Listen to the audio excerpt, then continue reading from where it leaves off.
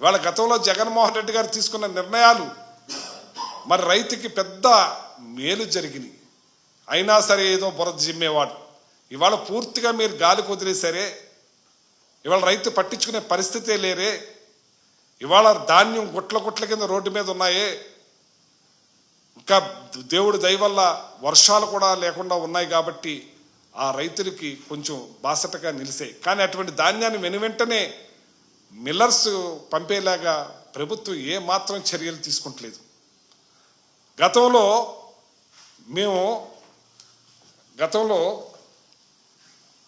Geo tag ఏర్పాటు చేసి RBK నుంచి లారీ ఎక్కడికి వెళ్తుంది, ఎక్కడి నుంచి ఎట్టు వెళ్తుందని చెప్పి దాని మానిటరింగ్ ఆఫీస్ కూడా భారతదేశంలో ఏ సివిల్ సప్లై ఆఫీసులో లేనట్టుగా అన్నీ ఏర్పాటు చేశాం. ఇవాళ జియో ట్యాగ్ని తీసేశారు. అది ఎక్కడికి వెళ్తుందో తెలియని పరిస్థితి. తీయవలసిన అవసరం ఏంటని అడుగుతున్నాను నేను. అంటే ఇది ఏ ఉద్దేశం మీద తీసేశారు? ఈ వ్యవస్థ భారతదేశంలో లేని ఆంధ్ర రాష్ట్రంలోనే ఇది కొనసాగిస్తున్నాం. ఈ సిస్టాన్ని మీరు తీయవలసిన అవసరం ఏంటి?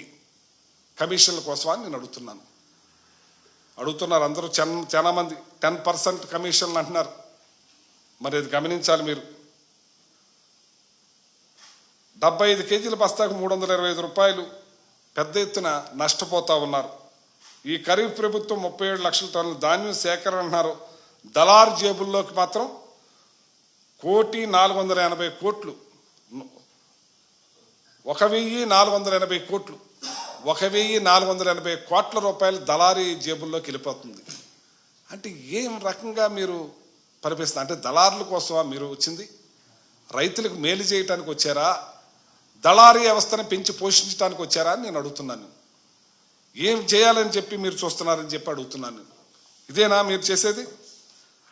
దళారీ వ్యవస్థనేనా మీరు చేసేది? మరి జియో ట్రాకింగ్ ద్వారా ఏ లారీ ఎక్కడికి వెళ్తుందో అన్నీ కూడా మేము చేసేవాళ్ళం. ఈ మానిటరింగ్ ఉండి చక్కని పరిపాలన జరిగేటప్పుడు రైతులకి ఎంతో మేలు జరిగేది. దాన్ని ఎందుకు తీసేశారని నేను అడుగుతున్నాను. తీయవలసిన అవసరం ఏంటని అడుగుతున్నాను నేను.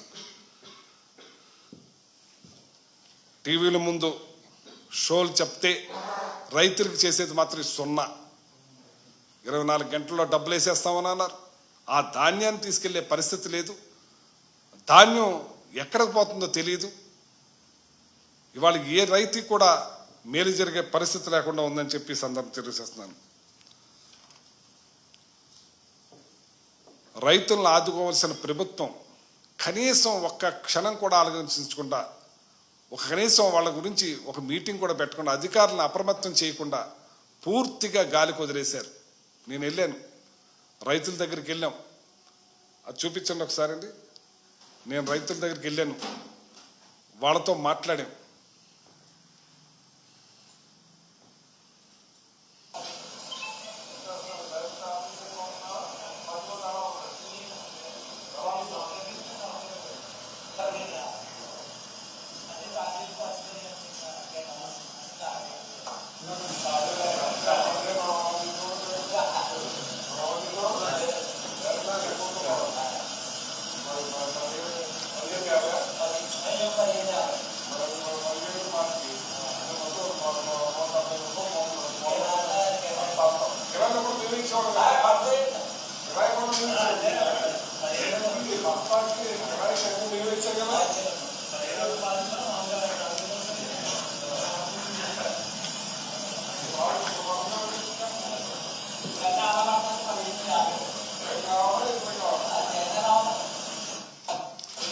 ఇట్లాగే ఎక్కడ నేను మామూలుగా వేగ్గా మాట్లాడతలేదు. నేను రైతు బిడ్డని, వ్యవసాయం నాకు తెలుసు, వ్యవసాయం నేను పంటలు పండించాను. ఇవాళ ఏ రైతు చూసినా అలో లక్ష్మణాన్ని బాధపడతా ఉన్నారు. మాకు జగన్మోహన్ రెడ్డి గారు ఉన్నప్పుడు రైతు భరోసా కింద పంట వేసుకునే ముందే మాకు 13,500 ఇచ్చేవారు. ఈ రోజున మాకు 20,000 ఇస్తానన్నాడు ఆయన. 20 పైసలు ఇవ్వలేదు ఇప్పటి వరకు. మాకు వర్షాల్లో 2 సార్లు కూడా ఊడ్చుకోవాల్సిన పరిస్థితి మాకు ఏర్పడింది. మాకు ఇన్పుట్ సబ్సిడీ మాకు జగన్మోహన్ రెడ్డి గారు పంట రాకుండానే మాకు అందించే కార్యక్రమం చేశారు. ఇలా ఎవరికి ఇచ్చారో తెలియదు, ఎవరు పోయిన వాళ్ళకి ఇచ్చారో తెలీదు అని చాలా బాధపడతా ఉన్నారు. ఇంత దారుణంగా మరి వాళ్ళ రైతులు నడ్డి విరిచి రైతుల్ని పట్టించుకోకుండా ఈ ప్రభుత్వం ఇలా ఉందంటే మరి రైతు పరిస్థితి ఏంటని నేను అడుగుతా ఉన్నాను. రైతుల కోసం మీరు ఇప్పటికైనా సరే ఆలోచించండి. ఓ పక్క తుఫాన్, ఓ పక్కన హెచ్చరికలు వస్తున్నాయి. వాళ్ళు ఏం అవ్వాలా ఏం చేయాలని భయభ్రాంతులకు గురవుతున్నారు. ఎవరికి పంపాలో ఎక్కడ తుయ్యాలో ఎక్కడ చేయాలో తెలియని పరిస్థితి. అధికారులు ఎవ్వరూ కూడా సహకరించే పరిస్థితుల్లో లేరు. అంటే మీకు ప్రణాళిక లేదు. మీరు ప్రణాళికాబద్ధంగా రైతులు పంటలు వస్తున్నాయి, మనం ఈ ప్రణాళికాబద్ధంగా ఈ ప్లాన్ చేయాలి, ఇది చేయాలనే ఆలోచన ఏమాత్రం లేకుండా మీరు ఇచ్చేస్తూ ఉన్నారు. మరి ఇవాళ చూడండి, రేషన్ మాఫియా అని చెప్పి మీకు ఈనాడు పేపర్లో రావటం జరిగింది, రేషన్ మాఫియా అని.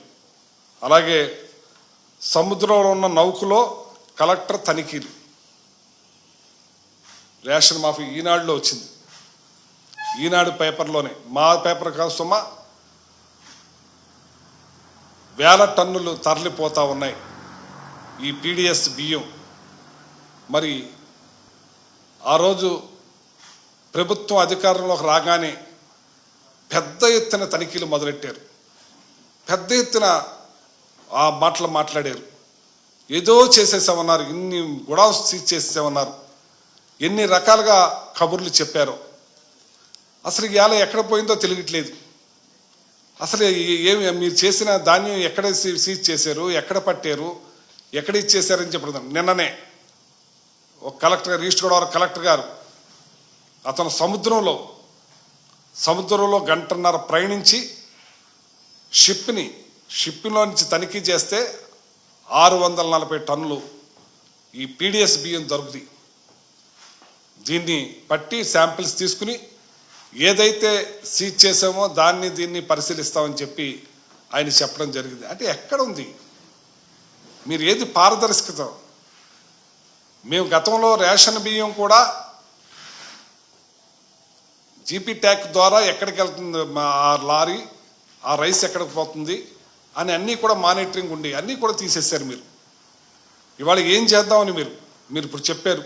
చాలా గొప్పగా తనిఖీలు చేస్తున్నారు, చాలా గొప్ప ప్రభుత్వం, చాలా మంచి ప్రభుత్వం, అబ్బా ఎంత బాగా వెలికి తీస్తున్నారు అని. మా టైంలో మేము కూడా ఎప్పుడైతే పట్టుకున్న బియ్యాన్ని అప్పుడే ఆక్షన్ పెట్టి, మరి గతంలో ముగ్గిపోయి అవన్నీ పురుగులు పట్టి నల్లగా మారిపోయిన తర్వాత 3 రూపాయలు 4 రూపాయలకి అమ్మే పరిస్థితి, కోళ్ళకి బాతులకి వేసే పరిస్థితి. అది కాకుండా ఏ నెలలో పట్టుకున్న బియ్యాన్ని ఆ నెలలోనే 27, 28, 29 రూపాయలకి ఆక్షన్ పెట్టి అమ్మేవాళ్ళం. ఇవాళ మీరు ఇంత పెద్ద ఎత్తున 47,000 మెట్రిక్ టన్స్ బియ్యాన్ని పట్టుకున్నా అన్నారు. ఏం చేశారు? పెద్ద హడావిడి చేశారు. కాకినాడ వెళ్ళారు, 2 రోజులు ఉన్నారు, 3 రోజులు ఉన్నారు. ఏమైందని అడుగుతున్నాను. మళ్ళీ మొదలైపోయింది. మీ దాంట్లోనే ఈనాడు పేపర్లోనే వేశారు పెద్ద ఎత్తున. అలాగే సముద్రంలో ఉన్న నౌకని మరి పట్టుకుని తనిఖీ చేశారు. రేషన్ మాఫియా ఈనాడు. కమిషన్ల కోసం కపట నాటకం. ఇవన్నీ ఏంటో మాకు అర్థం కావట్లేదు. ఇవాళ మేము జగన్మోహన్ రెడ్డి గారు సన్న బియ్యం ఇవ్వాలి, సార్టెక్స్ బియ్యం ఇవ్వాలి అని, ఆ బియ్యాన్ని ప్రజలు తినాలి, దాన్ని మళ్లించకూడదని చెప్పి సార్టెక్స్ బియ్యాన్ని మేము తయారు చేసిస్తే 1800 కోట్ల రూపాయలు సంవత్సరానికి ఖర్చు అవుతుంది దాన్ని మీరు సార్టెక్స్ బియ్యాన్ని ఆపేసేసి మామూలు బియ్యంగా ఇచ్చేస్తున్నారు ఇవాళ. దానివల్ల ఇంకా ఎక్కువ పక్కదారి పట్టేస్తుంది పీడిఎస్ బియ్యం అని చెప్పి తినలేని పరిస్థితిలో ఉన్నారు ఆ బియ్యాన్ని. ఏదైతే జగన్మోహన్ రెడ్డి గారు సార్టెక్స్ బియ్యం, సన్న బియ్యం ఇస్తా ఉన్నారో దాన్ని ప్రజలకు సన్న బియ్యం అందించే కార్యక్రమం మేము చేసినప్పుడు చక్కగా దాన్ని పంపించే కార్యక్రమం ప్రతి ఒక్కరు దాన్ని వాడుకునేవారు, తీసుకునేవారు. అలాగే మేము షుగర్ ఇచ్చాం, కందిపప్పు ఇచ్చాం, గోధుమ పిండి ఇచ్చాం. మన ఏదైతే రాయలసీమ, ఉత్తరాంధ్రలో రాగి పిండి కూడా మొదలెట్టాం రాష్ట్రం అంతా ఇద్దామని. ఇవాళ బియ్యం, పంచదార తప్పితే కందిపప్పు రేపు వస్తుంది, మాపు వస్తుంది అని చెప్తా ఉన్నారు. ఇది మీ పరిపాలన? ఇదేనా మీ పరిపాలన? జగన్మోహన్ రెడ్డి గారు ఎక్కడా లోటు చేయలేదు. ప్రతిదీ కూడా అందించే కార్యక్రమంలో ముందున్నారు. ప్రతి కార్యక్రమం కూడా బాగా చేసాం మేము. రేషన్ విషయంలో ఇంటి దగ్గరికే తీసుకెళ్లేలా చేసాం, దాన్ని ఆపేస్తా ఉన్నారు. మళ్ళీ కంటిన్యూ చేస్తున్నారు, మంచిదే, సంతోషం. ఇవాళ మీరు ఈ బియ్యం ఇన్ని వేల టన్నులు మరి పక్కదారి పడతా ఉంటే మీరు ఏం చేస్తూ ఉన్నారు? మిల్లర్స్ని కూడా వేధిస్తూ ఉన్నారు, మిల్లర్స్ని కూడా ఇబ్బంది పెడతా ఉన్నారు కమిషన్ల కోసం. అందరూ చెప్పుకుంటారు బయట. మీరు బాగా చెప్పారు, బాగా చేస్తాం, మేము ప్రతిదీ కూడా భూతత్వంలో పెట్టి చూస్తాం, మీకు అన్నీ ఇప్పుడు తెలుసు. రేషన్ విషయంలో వచ్చేసరికి ఆయిల్ విషయం కానీ, కందిపప్పు కానీ, షుగర్ కానీ, ఇవన్నీ కూడా ఎండిఏ ఆ టెండర్స్ చేసుకుంటారు, పిలుచుకుంటారు, గవర్నమెంట్కి రాదు. ఆ రోజున చంద్రబాబు నాయుడు గారు గత 14-19 టైంలోనే ఏదైతే ప్రజా పంపిణీ జరుగుతున్న ఐటమ్స్కి గవర్నమెంట్కి ఫైల్ పంపితే అది లేట్ అవుతుంది కాబట్టి ప్రజా పంపిణీకి ఎండి లెవెల్లోనే పెట్టి మీరు నిర్ణయం తీసుకోవటం, అది కందిపప్పు అయినా, ఆయిల్ అయినా, మరి షుగర్ అయినా, ఏదైనా సరే ఆయనే టెండర్ పిలుచుకునేవాడు, ఆయనే ఫైనలైజ్ చేసుకునేవారు. క్వాలిటీ ఉందా లేదా అని మనం అబ్జర్వ్ చేస్తూ ఉండేవాళ్ళం. అటువంటిది ఇష్టానుసారంగా మాట్లాడేశారు ఆ రోజున.